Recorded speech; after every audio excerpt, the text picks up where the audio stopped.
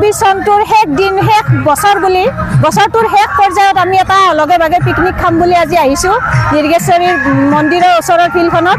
তাতে আজি বহুত মানুহক লগ পাইছোঁ, খুব ভাল লাগিছে। আৰু আমাৰ উকিল সন্থাত কাম কৰা আমি একেলগে সহকৰ্মী আমি গোটেইকেইজনী আৰু গোটেইকেইজনীয়ে লগ হৈ আজি বহুত ফূৰ্তি কৰিছোঁ।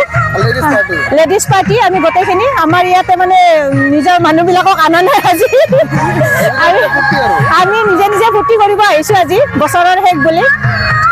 তাকে আৰু নিৰ্গেশ্বৰী মন্দিৰৰ দেৱালয়ৰ ওচৰত যিটো পৰিৱেশ সঁচাকৈ এটা মোহনীয় পৰিৱেশ আৰু সেই পৰিৱেশত পিকনিক খোৱা বা নতুন বছৰ উদযাপন কৰাটো অতিকৈ আমাৰ বাবে আনন্দদায়ক। গতিকে আমি নিজৰ সতীৰ্থ বা ফেমিলিৰ লগত এইটো আহিব বিচাৰিছোঁ আৰু আজি সেইকাৰণে আগতীয়াকৈ আহিছোঁ আৰু পাৰিলে আমি নতুন বছৰতো আহিবলৈ চেষ্টা কৰিম।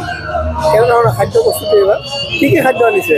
খাদ্যটো আমাৰতো পিকনিক বুলি ক'লে আমাৰ মাছ মাংস তেনেকুৱা বস্তুটোতো কমনে হৈ যায়, কিন্তু আমি যিহেতু ফেমিলি পিকনিক আমি খুব হেৰিতে চলিছোঁ আৰু ইয়াৰ পৰিৱেশটো সঁচাকৈ ভাল। কোনো আমি কিছুমান ঠাইত পিকনিকত বেলেগ পৰিৱেশ হয় সেইটো আমি দেখিবলৈ পোৱা নাই। আৰু আমাৰ বহুত মানুহ আহিছে, মানুহটো অগণন মানুহ। 1 তাৰিখ বা হেৰিত আহিছে, বহুত মানুহ আহিব।